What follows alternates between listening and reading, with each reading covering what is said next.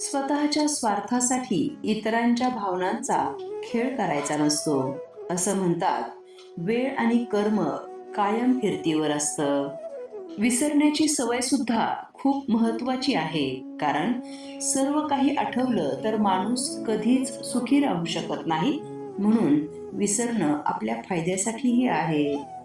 मन आणि छत्री यांचा उपयोग तेव्हाच होतो जेव्हा ते उघडले जातात, नाहीतर ते ओझं कायम बाळगावं लागतं. सरळ माणसाला कधीच फसवू नका. तो जरी काही बोलला नाही तरी पण वरच्याचा न्याय कधी चुकत नाही. एकदा का देव त्याच्या बाजूने उभा राहिला की माजलेल्यांची राख उडायला वेळ लागत नाही. जिथे इतरांची निंदा केली जाते तिथं बसू नका, कारण तिथून तुम्ही उठल्यानंतर पुढचा नंबर तुमचाच असेल. माणसाला दुःखातच जीवनाचा खरा अर्थ कळतो. सुखात तर तो आपल्या माणसांनाही विसरतो. आपण किती दिले हे महत्वाचे नाही, तर देताना आपण किती प्रेमाने दिले हे खूप महत्वाचं आहे.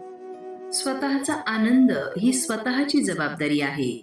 ती दुसऱ्या कोणाकडे सोपवू नका.